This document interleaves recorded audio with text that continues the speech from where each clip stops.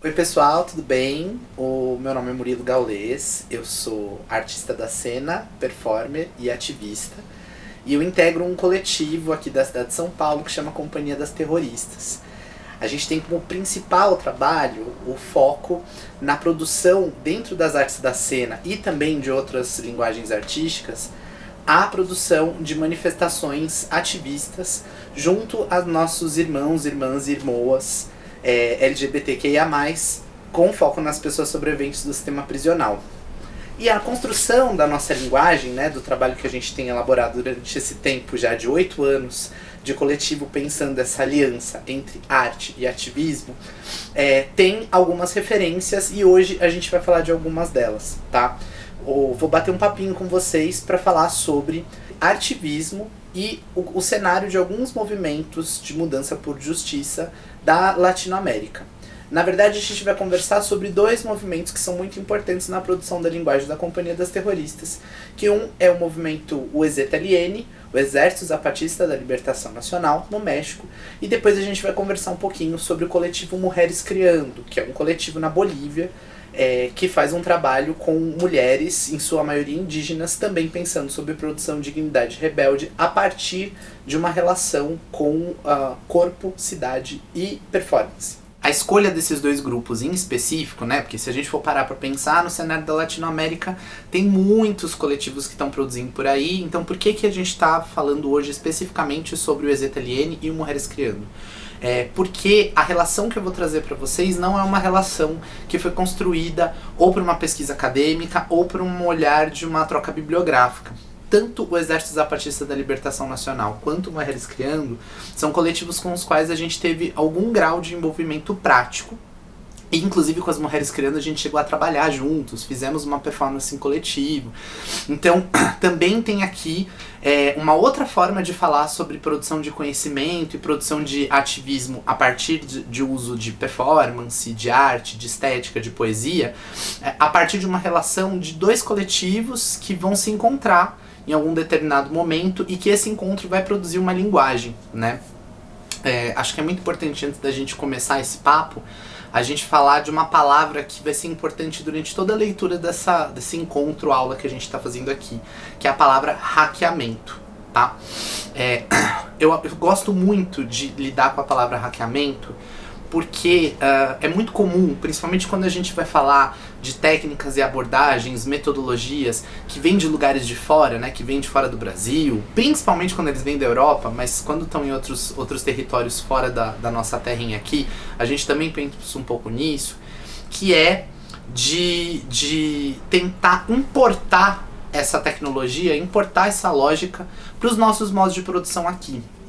E dentro do movimento zapatista, principalmente, tem uma forma de se organizar e de pensar que eles sempre perguntam, quando a gente tá trocando, né, é uma coisa que eles sempre falam: tá, a gente faz desse jeito, e vocês fazem como? Qual é o jeito de vocês, né? Partindo muito de uma lógica que pra gente vai ser muito fundamental, que estamos aqui pensando que todas as nossas práticas de produção que vamos debater aqui e que vão influenciar nas nossas formas de criação artística, elas vão ser pautadas em produção de autonomias no plural, porque existem várias formas de se produzir autonomia.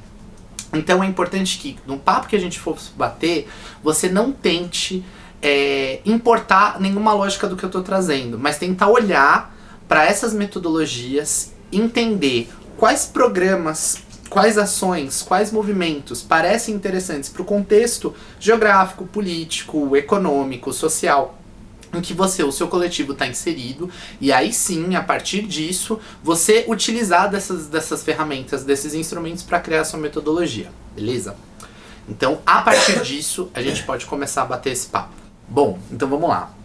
O EZLN, ou Exército Zapatista da Libertação Nacional, é um movimento social de mudança em busca de justiça e reforma agrária que surgiu pela primeira vez com minha aparição pública no dia 1º de janeiro de 1994. É um movimento que foi organizado e liderado majoritariamente por pessoas indígenas residentes na região de Chiapas, no México. A maioria dessas populações indígenas são descendentes dos povos maias, que já estavam um pouco cansados de ver o quanto que o Estado, não importa qual o tipo de governo que chegasse ao poder, tinha um descaso com a necessidade que as populações indígenas tinham de acesso à terra. Vendo que essa briga, que inclusive dentro de um contexto global não é muito diferente, se a gente pensar que no Brasil a luta dos povos indígenas também cai muito nesse lugar, que ela não ia, que era uma luta que não seria recebida nem atendida pelas populações, pelo poder institucional, pelo governo. Essas pessoas se organizaram durante um período de 7 anos no meio da mata, né, na conhecida Selva Lacandona, em 1987, e durante 7 anos essas pessoas foram se organizando para fazer um levante armado, né?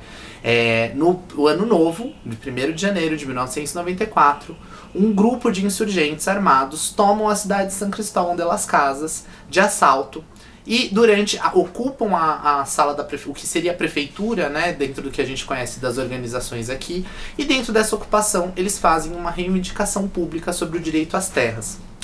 Essa história, talvez ela seja um pouco mais conhecida, né? A gente, provavelmente, em muitos livros vocês vão ouvir falar sobre o levante armado do exército zapatista e a importância, inclusive, que esse movimento teve na construção de pensar possibilidades concretas de se fazer a revolução contra e para além do Estado. Que é muito importante porque normalmente as nossas pautas de lutas elas estão sempre pautadas na ideia de voto ou na lógica de quem a gente coloca no poder institucional para que a coisa fique um pouco menos ruim.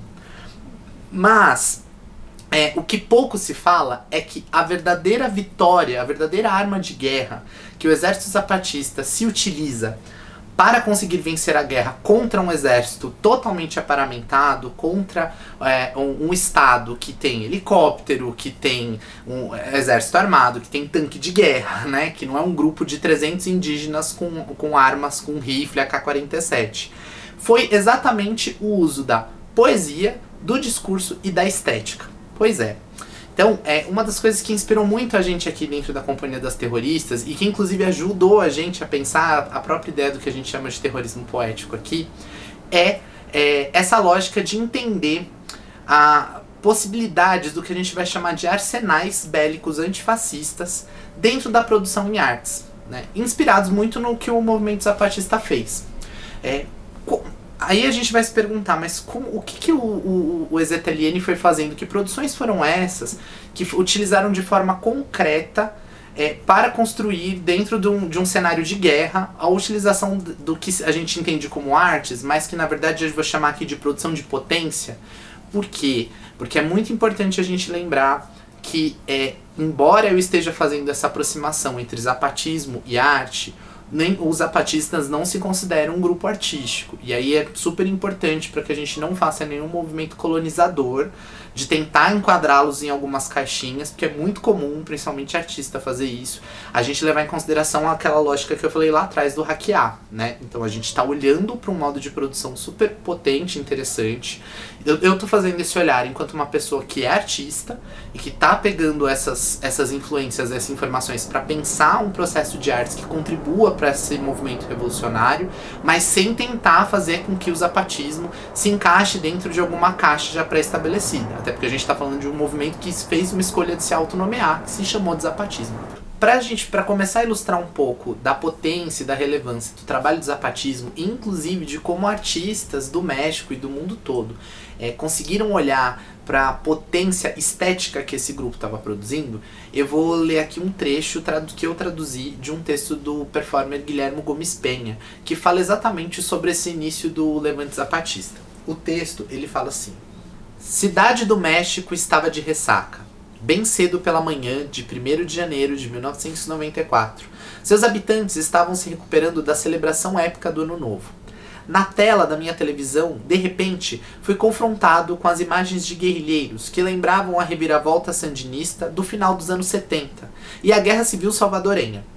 Primeiro pensei que fosse um documentário sobre a América Central. Então um repórter empolgado anunciou que um grupo armado, autodenominado como Exército Zapatista da Libertação Nacional, tomou a cidade de São Cristóvão de las Casas e várias pequenas aldeias na floresta de Chiapas. Meu coração começou a bater rapidamente. Eu telefonei para meus amigos. Eles achavam que eu estava brincando. O que fez a insurreição zapatista diferente de qualquer outro movimento latino-americano de guerrilha recente era o seu autoconsciente e sofisticado uso da mídia. Desde o início, o EZLN estava plenamente consciente do poder simbólico de suas ações militares. Eles escolheram como estratégia começar a guerra bem no dia que o NAFTA entrou em vigor. E a partir do segundo dia do conflito, eles escolheram como prioridade em sua estratégia militar encenar entrevistas coletivas e criar fotos teatrais. A guerra continuou como se fosse performance. A maioria dos zapatistas, homens, mulheres e crianças indígenas, usavam balaclavas. Alguns utilizaram rifles de madeira como meros adereços. Um dos líderes, subcomandante Marcos, acabou por se mostrar um performanceiro consumado. É muito bacana essa primeira análise que o Guilherme Gomes Penha vai fazer sobre o movimento zapatista, principalmente por ele levantar a importância estética e a presença da indumentária, da roupa, dos discursos que vão ter para que o exército conseguisse manter e vencer, de certo, de conseguir as suas vitórias contra o Estado mexicano. É meio impossível a gente conseguir imaginar que um grupo de indígenas, e aí vamos falar assim de mais ou menos umas 300 pessoas armadas, algumas delas só com paus pintados de preto, pudessem vencer o exército nacional mexicano e todo o seu aparamento militar. Mas a vitória do exército zapatista, que era a carta de triunfo, estava justamente na utilização desses recursos estéticos e desses recursos poéticos para a produção de uma comoção internacional, que fez com que o mundo inteiro se aliasse ao movimento zapatista. Eu vou dividir com vocês agora também alguns desses momentos e dessas estratégias que foram fazendo com que o exército zapatista utilizasse de ferramentas de marketing, de propaganda, somado à produção estética e poética, para construir essa aliança internacional que fez com que eles que eles estivessem protegidos e amparados por movimentos do mundo inteiro, tá? Então, talvez o primeiro deles tenha a ver exatamente com isso que o Guilherme vai falar, que é a produção de uma estética comunal. Se você for procurar no Google, dentro do Exército Zapatista da Libertação Nacional, o EZLN, você vai ver fotos de pessoas usando uniformes militares em marcha, assim, filas imensas de pessoas indígenas dentro dessas filas, utilizando balaclavas, com a estrelinha vermelha do Exército Zapatista, todas sempre muito juntas, muito próximas.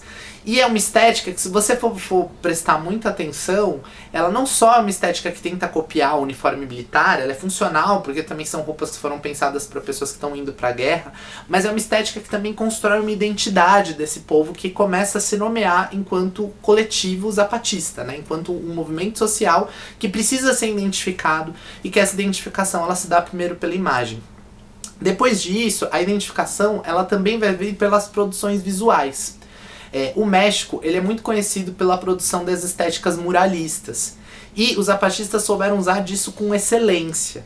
É muito fácil também, muito comum, se você for procurar no Google, você achar, inclusive como na capa desse livro aqui, ó, você encontrar imagens como essas, que vão ter a estética muralista enquanto proposta para que essa imagem dessas figuras com balaclavas não fossem conectadas à imagem do terrorista que os estados norte-americanos tentaram construir, das pessoas que estão protegendo sua identidade enquanto estão fazendo produção de insurgência e rebeldia, mas que também vão conectar essa estética, né, essa indumentária e essa produção de identidade zapatista a elementos que são elementos de produção de vida e muito importantes dentro da cultura local, como o milho, por exemplo, que vai aparecer em muitos desses murais que a gente vai encontrar por aí, tá? Além disso, tem outros dois movimentos que eu acho super importantes da gente falar em termos de ação estética e performance.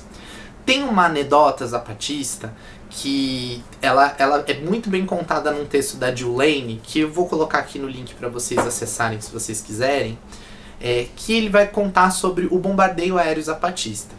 Se trata de uma situação em que, durante o movimento de ocupação zapatista, um acampamento do exército foi montado entre uma rota de acesso à reserva de água. É aquela estratégia típica militar de, vamos ali, os caras precisam tomar água, a gente corta aqui o caminho deles para que eles não consigam passar daqui, eles vão ficar com sede, vão pedir pra gente, vão pedir para ir embora e vão desistir de fazer essa ocupação. Estratégia comum que todo movimento de moradia, de ocupação, de reforma agrária já passou por isso. O que o EZTLN resolve fazer para lidar com essa situação? Eles começam a produzir uma série de aviõezinhos de papel, vão até próximo do acampamento dos militares e fazem um bombardeio aéreo, jogando aviõezinhos de papel. E esses aviõezinhos tinham dentro deles uma série de mensagens, dentre elas algumas que eu vou ler aqui para vocês. Soldados, sabemos que a pobreza os obrigou a vender a sua vida e sua alma. Eu também sou pobre igual a outros milhões, mas vocês estão pior porque defendem aos seus exploradores. Então, essa emissão de uma série de imagens que faziam com que os próprios soldados do exército, que também no final das contas são trabalhadores precarizados, que também estão dentro de um sistema capitalista e de uma certa forma, muitas vezes iludidos, achando que estão dentro da sua possibilidade de produção de sobrevivência, também tentando produzir algum tipo de dignidade, existe um movimento poético de tentar aproximar esses soldados, que também são indígenas, de olharem pra gente. Eu sou igual a você, a gente é explorado igual. Você vai ajudar a exterminar o seu próprio povo, né? E o que é muito bonito na história do bombardeio aéreo é que a história termina com o exército olhando essas mensagens dos aviões e muito comovidos com as mensagens que eles recebem, o exército abandona o acampamento e faz com que o EZTLN consiga atravessar e voltar a ter o acesso à água. Então acho que também aqui é um exemplo super bacana e potente para a gente imaginar possibilidades de construção de como que ações poético-performativas, ações de produção de potência que lidam com a estética e poesia, elas podem inclusive interferir em espaços de produção de luta bélica, militar, né? Acho que eu gosto muito de contar essa história porque pra gente não também pensar que o que eu tô fazendo enquanto discussão aqui é uma discussão pautada numa lógica de nossa, que bonito, que lindo no livro, mas e aí pra fazer, né? Então a gente tá falando de uma situação prática. Outro ponto super importante, outra ação super bacana do Exército Zapatista, no dia 22 de dezembro de 2012, quando estava anunciado o último dia do calendário maia, começou a rolar por uma série de boatos, mundo afora, de que os maias haviam anunciado o fim do mundo para esse dia. Quem era vivo nessa época, no mínimo, passou por alguma piadinha de falar, galera, o mundo vai acabar, tá acontecendo alguma coisa, aí o que a gente vai fazer? Hoje é o último dia do mundo. Pois bem, o Exército Zapatista utiliza dessa lógica e cria o que eu inclusive vou chamar da maior ação performativa do planeta, né? Talvez o maior coro performático do planeta, que conseguiu se organizar para fazer uma ação de rua, que eles vão chamar de a Marcha do Silêncio. Do que se tratava essa ação? O Exército Zapatista já estava, o movimento foi inaugurado em 1994. Até 2012, houveram alguns anos em que o movimento resolveu se recolher. E recolher, inclusive, porque eles já haviam produzido algumas zonas autônomas de produção de dignidade, que já tinham conseguido algum tipo de acesso à terra, então eles estavam um pouco mais recolhidos e tentando dar conta das demandas das suas comunidades. E aí isso começou a gerar um furdunço entre as comunidades mexicanas, que já diziam, o zapatismo acabou, o movimento zapatista não existe mais, eles acabaram, eles pararam, não precisam mais disso. No dia 22 de dezembro de 2012, quando anunciado o fim do mundo, o movimento zapatista se organiza de diversas cidades do estado de Chiapas, de vários lugares, todos vestidos com a sua indumentária clássica, e fazem uma marcha de todos os lugares em que eles estão, das comunidades, até a cidade de São Cristóvão de las Casas, o marco inicial de onde aconteceu o primeiro ato do Levante, quando o exército apareceu armado pela primeira vez. Eles montaram na frente da prefeitura um palanque, e as pessoas começaram a ver aquelas marchas com milhares de pessoas passando, achando, eles vão subir naquele palanque e vão fazer um discurso, eles vão falar alguma coisa. Quando, na verdade, o movimento fez com que esses milhares de indígenas passassem em silêncio, e quando subissem em cima do palanque, eles apenas colocavam um punho em riste e seguiam em linha reta. Essa marcha totalmente coreografada e que tinha um pensamento, inclusive, estético coreográfico muito bem afinado e inclusive parece muito bem ensaiado, né? Ela culminou num texto que tem a seguinte fala: escutaram? É o som do seu mundo desmoronando, é o do nosso ressurgindo. O dia que foi dia era noite, e a noite será o dia que se tornará o dia. Democracia, liberdade, justiça. Por fim, para além dessas outras atividades, o Exército Zapatista no ano de 2016 também faz uma aproximação mais direta com a classe artística. Em 2016, eles vão realizar o primeiro festival Compart por la Humanidad, que tem como proposta convidar artistas do planeta inteiro numa convocatória, onde eles podem aparecer dentro dos caracóis zapatistas, dentro dos territórios de autonomia zapatista, para debater em coletivo, a partir de suas próprias produções, qual o papel das artes na revolução. É lógico que, no final das contas, o movimento estava muito mais interessado em fazer essa aproximação de redes e de utilizar desse espaço de um festival que não tinha curadoria, que bastava você se inscrever. Eu falo porque eu também fui parar nesse festival e foi o primeiro contato direto que eu tive com o movimento zapatista, mas que vai pensar esse lugar de como é que a gente constrói pontos de encontros, pontos de troca, para fortalecer a nossa rede e para também manter essa produção de autonomia e de luta anti-estatal afinada, potente, viva, assertiva, certo?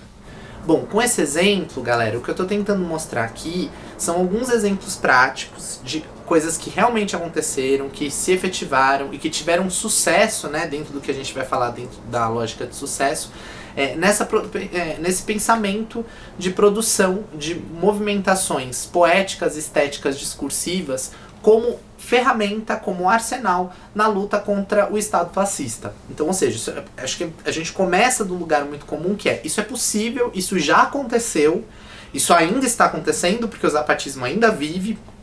Eles ainda estão fazendo uma série de ações maravilhosas, como, por exemplo, pegar a muralha que o Trump construiu durante o governo dele e montar um festival de rock junto com os seus companheiros que estavam do outro lado da muralha. Enfim, tem bastante coisa. Eu vou colocar alguns links e alguns materiais para quem quiser acessar também aqui na descrição, que acho que pode ser bem interessante. Para além da gente pensar nessas possibilidades, existem também alguns princípios do zapatismo que podem ser interessantes para a gente também pensar dentro daquela lógica de hackeamento, de algumas coisinhas que a gente pode pincelar para pensar nos nossos modos de produção. Porque isso é uma coisa importante, muito importante de pensar como artista, que não basta a gente tentar se inspirar no produto que está sendo executado, né? No produto que é realizado ou na ação efetiva final que acontece. Mas como eu, enquanto artista, que estou pensando em ações de produção ativista, também estou disposto, ou disposta, ou disposte, a refletir sobre as minhas práticas e as minhas metodologias de trabalho, né? A gente vai falar disso um pouquinho mais aprofundado quando eu falar das mulheres criando, mas existem 7 princípios zapatistas que fazem uma espécie de contorno dentro dessas possibilidades que são pensadas para o movimento social e que eu acho que quando a gente, enquanto artista, lida com elas, podem ser estratégias interessantes que a gente pode pensar de como lidar e como retrabalhar as nossas ações e os nossos modos de produzir, tá? Os 7 princípios são o seguinte. Primeiro princípio, obedecer e não mandar. O povo tem, a todo momento, o poder de destituir o presidente que não cumprir integralmente a sua função. O governo obedece às necessidades de cada comunidade ou localidade sem decidir qual é a melhor maneira de viver as nossas vidas, apenas obedecendo à organização e ao planejamento. Quem governa obedece à vontade do povo. Segundo princípio, representar e não suplantar. O princípio de todo governo está na representação de uma vontade. Os representantes são eleitos de forma rotativa, mesmo sem sua solicitação, mas isso não é visto como uma imposição, mas sim como um serviço à comunidade. Seu trabalho é tão importante quanto o de qualquer outra pessoa na comunidade. Descer. Terceiro princípio, descer e não subir. O zapatismo não aspira a tomar o poder, porque sabe que o poder vem do povo. Fazer comunidade é colocar conhecimentos e técnicas a serviço da sociedade, aceitando que qualquer trabalho é tão importante quanto o cargo público. Quarto princípio, servir-se e não servir. A cooperação de cargos públicos e até mesmo qualquer atividade requer solidariedade e ação altruísta. Servir a comunidade não é um procedimento burocrático ou um trabalho remunerado, é uma expressão da comunidade. Quinto princípio, convencer e não vencer. Princípio fundamental para a criação de um novo mundo. De nada adiantam as absurdas disputas eleitorais e as campanhas que não representam os reais interesses do povo. A nova política é feita por convicção, não por decisão de poucos. Sexto princípio, construir e não destruir. A construção de um novo mundo não tem uma forma instrutiva. Nem o zapatismo, nem ninguém tem a verdade ou a capacidade de escolher qual a forma de governo mais adequada para cada povo e nação que compõe a realidade latino-americana e mundial. Sétimo e último princípio, propor e não impor. A ruptura com a política que domina a sociedade exige uma mudança radical. Propor pela ação e pela palavra, agir de acordo com a realidade e com um propósito social é uma máxima dos indivíduos e do governo para alcançar uma transformação na sociedade. Eu gosto muito de pensar esses princípios, principalmente para a gente que é artista, e eu que tenho atuado ultimamente no lugar como diretor, encenador, se a gente tentar trocar algumas palavras para modos como a gente pensa nos nossos processos criativos. É muito comum, principalmente aqui na cidade de São Paulo, a gente fala muito sobre processos colaborativos, que no final das contas eu tenho uma sensação que eles acabam sempre sendo processos muito ditos colaborativos, mas que no final, no ato da concepção, tem sempre uma figura de liderança, um diretor com um lugar autoritário, seja pela sua presença, seja pelo status que ele tem dentro da comunidade artística, que acaba desvirtuando um pouco essa possibilidade, esse modo de criação que parece tão interessante e tão potente. E se a gente está pensando aqui em produções de criação para a produção de luta por dignidade, construção de autonomia, se a gente está falando de um trabalho artivista, não existe artivismo que parte de um olhar, de uma perspectiva só. Eles têm que vir construídos a partir de uma comunidade, de uma coletividade, e isso tem que ser feito a partir de lógicas, disputas, diálogos e afinações em coletivo, tá? Não dá pra um diretor dizer, eu sou ativista, isso, mas que tem aqui na classe artística, isso acontece direto e a gente sabe, né?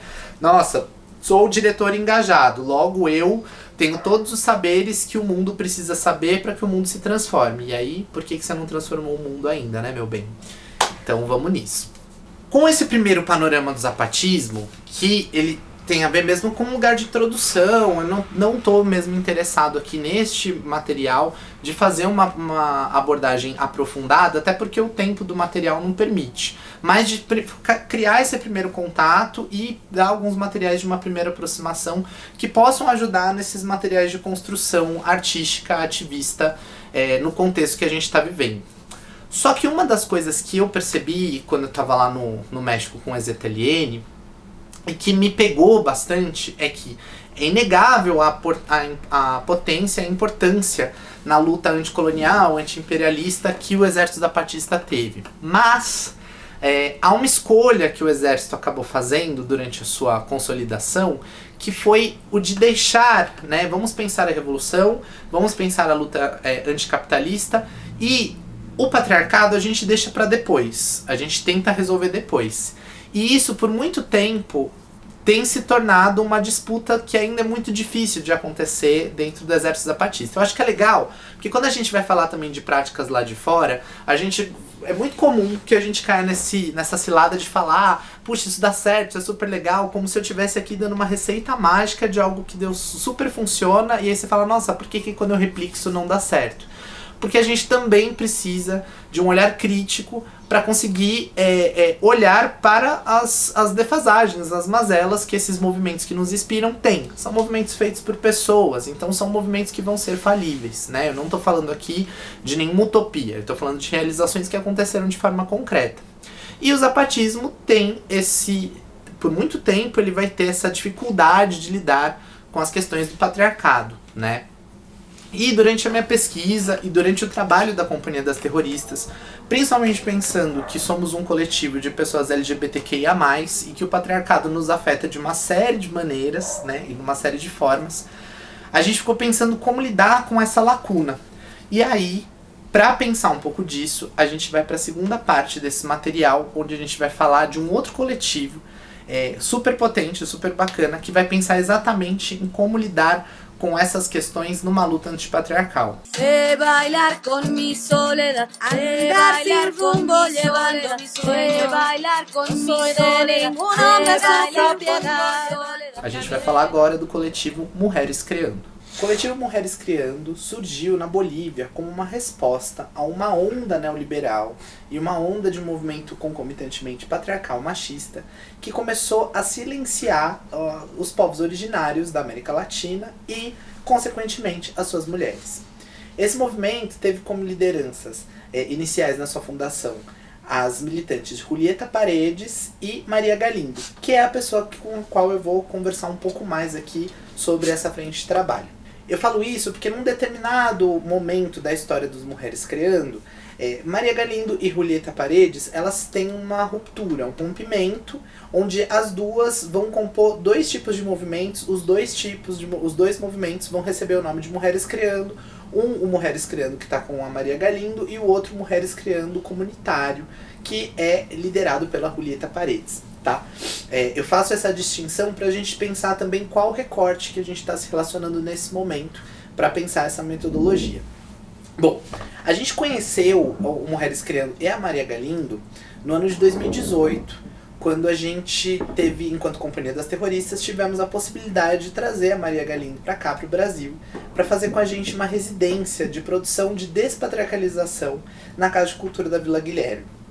Essa residência tinha como propósito pensar exatamente quais estratégias a gente podia ter dentro do campo da performance, da ação de rua, que seriam potentes o suficiente para lidar com essas questões patriarcais que a gente ainda não tinha conseguido resolver dentro do que a gente havia já experimentado e pesquisado na relação com o movimento zapatista. Bom, quando a Maria Galindo vem pra cá, ela divide com a gente uma aula, que eu vou passar alguns trechos aqui pra vocês, onde ela vai falar sobre o sistema e modo de criação de ações de rua das Mulheres Criando. Importante frisar de novo que o coletivo Mulheres Criando, apesar de ser um coletivo que também tem ocupado espaços das artes, já vieram para a Bienal de São Paulo, já foram para museus na Europa, já fizeram uma série de apresentações, foram convidados para a MIT São Paulo, por exemplo. A gente está falando de um grupo de mulheres organizadas que também não se autodenominam artistas. Elas se auto-intitulam agitadoras caieteiras ou agitadoras de rua, tá? Então só pra gente também organizar isso aqui e seguir nesse movimento. Beleza. A Maria Galindo, ela vai falar que a forma como ela vai abordar os modos de produção de ação de rua, né? E aí a gente pode pensar de produção de performance, de produção de cena, de produção de espetáculo de teatro, produção de dança, enfim. Leve aí, lembra do hackeamento e usa pro que você acha mais potente. Ela vai pensar a partir do que ela vai chamar de a lógica de dicotomias. A Maria Galindo vai dizer que o mundo patriarcal, ele é pautado sobre uma lógica, e neoliberal, ele é pautado numa lógica de dicotomias, onde a gente tem sempre o branco, o preto, o sim, o não, o certo, o errado, e analisar e aprofundar essas dicotomias pode ajudar a gente a criar movimentos contrassistêmicos. Então, para isso, ela vai decupar os modos de produção em cena a partir de algumas lógicas onde ela vai observar esses pontos dicotômicos entre elas. O primeiro olhar que ela vai fazer, ela vai olhar para a história da arte, que ela vai chamar, com muita razão, sobre a história colonial da arte. Então Maria Galindo vai dizer que a formação das escolas de arte que a gente conhece por aí, elas foram, e a gente sabe muito bem, pautadas nas escolas de belas artes e nos movimentos de arte moderna europeus, que foram consolidando os modos de produção como a gente conhece hoje. Tanto para produção de performance, de artes da cena, artes visuais, enfim. A gente teve uma escola de artes que nos ensinou e nos coordenou a partir de um recorte da história do que é isso. Esse recorte, ele também é um recorte que vai fazer a gente dar uma olhada de como que a gente acaba denominando e se embasando, se fechando nas linguagens que a gente conhece como linguagens que parecem que sempre existiram. O que isso quer dizer? A gente vai olhar, por exemplo, para o teatro como se o teatro fosse uma lógica que sempre foi dada. O teatro sempre existiu, o teatro sempre aconteceu. Quando, na verdade, o que a gente conhece enquanto teatro é uma organização e uma nomeação feita por um movimento europeu que vai pensar modos de expressão de pessoas que estão utilizando a cena e o corpo e a cidade, porque a gente também está falando de movimentos que na época nem tinham as arquiteturas de teatro, para poder se manifestar e se expressar, e que vão organizar isso sistematicamente dentro de uma escola, e que essa história vai chegar pra gente a partir desse contexto histórico da história colonial das artes. E aí, Maria Galindo vai propor a outra ponta da dicotomia pra gente se opor à história colonial das artes. E aí ela fala que o modo de produção das mulheres criando não se pauta na história colonial, mas sim na memória ancestral. Ou seja, naquilo que se carrega na sabedoria das ruas, na sabedoria dos mais velhos, na conversa e no diálogo, nas trocas, daquilo que ficou subterrâneo e que não foi registrado pela história por ser exatamente insurgente, potente, rebelde, né? Então a gente vai conversar um pouco sobre essa lógica, né? Como é que as nossas produções, elas não vão estar... Como que a gente corta um pouco dessa relação com a história colonial das artes e começa a pautar a nossa produção a partir de uma perspectiva, que é essa perspectiva da memória ancestral. Que a gente também vai olhar muito disso em povos, na construção dos modos de saberes dos povos originários, dos povos africanos e afrodiaspóricos, que vão ter sempre essa relação com esses saberes e esse resgate desses saberes que foram perdidos pelos livros da história colonial, que foram escolhendo o que devia ser registrado e o que devia ser apagado. Depois disso, a Maria Galindo vai para a segunda análise da dicotomia, e ela vai falar em relação aos espaços. A Galindo vai dizer que existem dois tipos de espaços possíveis para se realizar a ação, e ela vai chamar eles de espaço dentro e espaço fora. Ela vai dizer que o espaço dentro é o espaço institucional, ou seja, museus, teatros, escolas, galerias, todas as edificações, igrejas, né? Todas as edificações e construções que foram pensadas e pautadas para um movimento institucional. A Galindo vai dizer que esse movimento, esse lugar do espaço dentro, são espaços que normalmente, por si, eles são estéreis, porque eles fazem uma certa higienização política das ações que acontecem ali. Veja bem, por mais que você tente produzir uma ação insurgente, uma ação que tente romper com as nomenclaturas, normas e estratégias sistêmicas do racismo, do patriarcado, do capitalismo, ou seja lá de qual for a luta antifascista que você tentar encarar, quando você apresenta isso dentro de um teatro, o público já chega ali assistindo sob uma perspectiva de isso aqui é encenado. Isso aqui foi feito para um entretenimento. Eu vim aqui porque eu quero assistir a isso. Ou seja, existe uma moldura, um recorte já pré-estruturado e que também é baseado nessa tradição da cultura da história colonial das artes, que faz com que esses espaços tenham essa esterilidade política, com que eles acabem esvaziando de sentido as ações que acontecem lá dentro. E aí a Maria Galindo vai dizer, então as mulheres criando, elas precisam trabalhar em espaços que sejam férteis politicamente, que tenham essa possibilidade de embate e de enfrentamento. E aí ela vai atrás do espaço fora, que, num geral, é a rua. A Galindo vai dizer que as ruas, elas são os lugares de maior produção de tecnologia e de rebeldia, justamente porque o Estado e as instituições não têm como exercer controle sobre esses espaços. Então, se você fere uma regra dentro de um teatro, se você falta com alguma das normas que estão ali, tentando manter você, enquanto pessoa disciplinada dentro de um contexto higienista e elitizado, você é convidado a se retirar do espaço. Mas da rua, não tem como você sair da rua, porque inclusive é pra rua que as pessoas não quistas são jogadas, né? A gente até poderia fazer um debate que poderia levar para um outro lugar, de falar sobre qual que é o papel da prisão, inclusive, em fazer essa estratificação dos corpos que também incomodam na rua e levar para lá. que poderia-se também dizer que há um certo espaço de poder de controle institucional. Mas a rua ainda assim é um espaço de outro tipo de norma, onde as regras não são tão dadas quanto as regras que acontecem dentro das instituições, porque na rua essas regras elas são construídas também a partir das pessoas que transitam por aquele espaço, né? A própria maneira de se ali pode se convocar a polícia, se ali o poder pode ser acionado, se ali a represália é violenta ou se ali as pessoas podem se mover, tem a ver com a relação das pessoas que estão ali. Então a Maria Galindo também vai fazer essa perspectiva de dizer, as mulheres criando vão escolher a rua como palco, né? E ela faz até uma afirmação muito interessante que ela vai falar que a polícia acaba se tornando o staff do trabalho dela. Ela acaba se tornando a equipe de backstage de todas as ações que ela vai construir.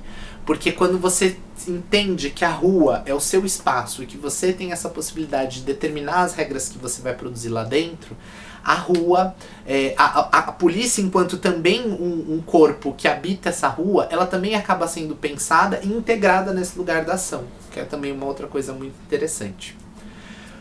O terceiro e último ponto que a Maria Galindo vai analisar e que é super importante para a produção de ações insurgentes e rebeldes dentro de uma produção em performance, ação política, e a gente que hackeia isso para as nossas artes da cena, tem a ver com os modos de produção em relação sobre quem fala.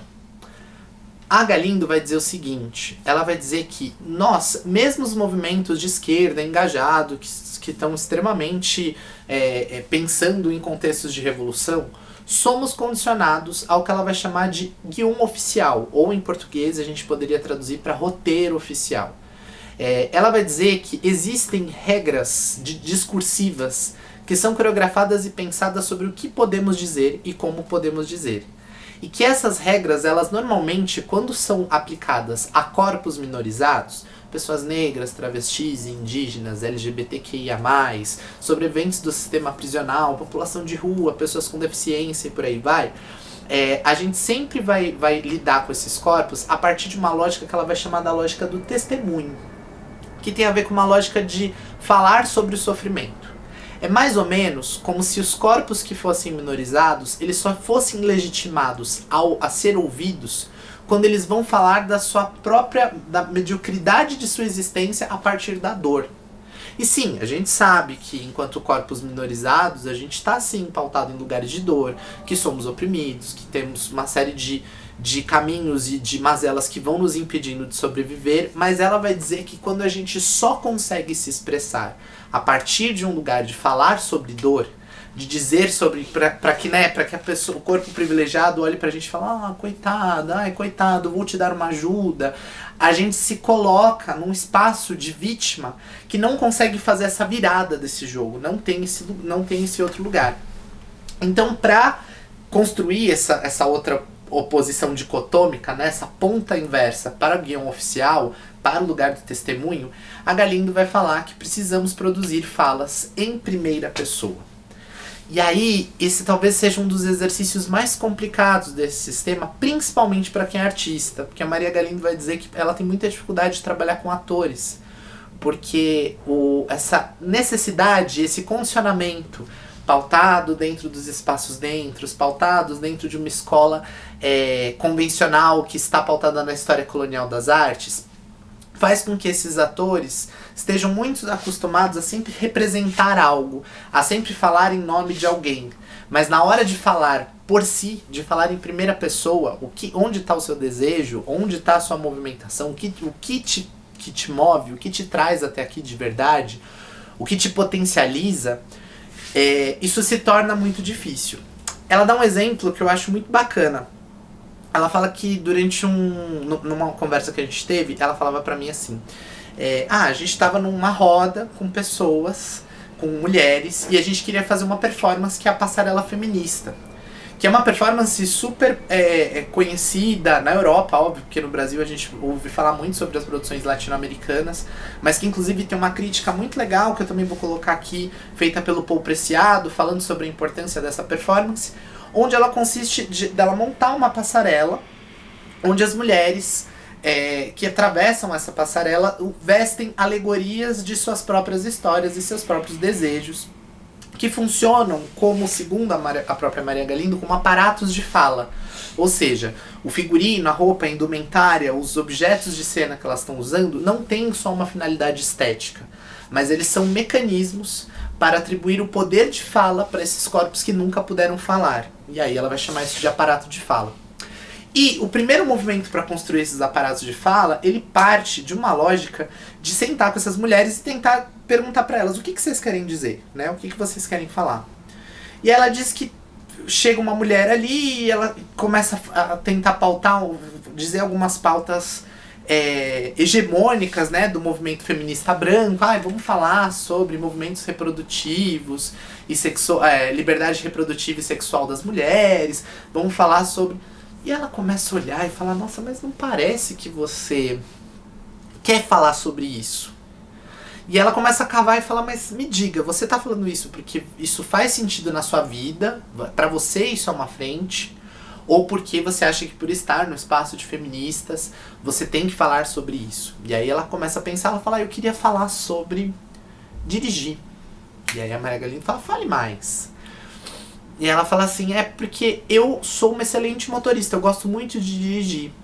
Mas as pessoas me veem dirigindo na rua e elas começam a me xingar, falam, mulher no volante, perigo constante, enfim, todas aquelas coisas. E ela fala, então você vai falar sobre isso.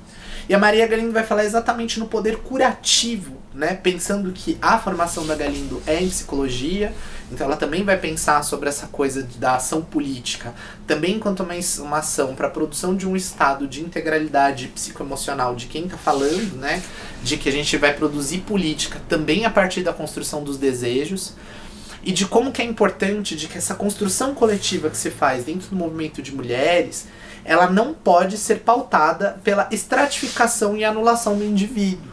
Porque senão a gente começa a condicionar esses corpos coletivos para que eles façam, para que eles operem sobre uma lógica que é o roteiro oficial. Que é a lógica que o Estado, que o movimento sistêmico espera por onde a gente opera. Então elas vão fazer esse tipo de movimento. A partir dessa lógica, a gente vai ter esse sistema de produção inicial da Maria Galindo. Bom, pessoal, a ideia desse bate-papo era, na verdade mesmo, a gente ter uma primeira aproximação sobre a possibilidade desses dois grupos e as também possibilidades e contribuições que eles podem ter para a gente repensar os nossos modos de produção e criação para alternativas que não as já dadas, coloniais e fadadas a uma réplica da produção de arte moderna europeia, que a gente fica chamando de arte contemporânea brasileira, pero não mútil. E pensar as possibilidades disso em contextos de luta social, que acho que é um pouco do trabalho que a Companhia das Terroristas fazem. A ideia também aqui é que vocês possam articular com outras referências, que algumas já estão aqui, outras também estão muito fáceis de achar, e a gente também tem alguns materiais que podem ser disponibilizados e acessados no site lá da Companhia das Terroristas, que está aqui na tela, que é o www.ciadxsterroristas.com. Lá você vai ter também alguns materiais, inclusive sobre algumas possibilidades de hackeamento desses sistemas que eu estou falando para a produção de insurgência e de rebeldia digna aqui na cidade de São Paulo, Brasil, tá? Espero que vocês tenham gostado, acho que o papo é esse e seguimos em diálogo.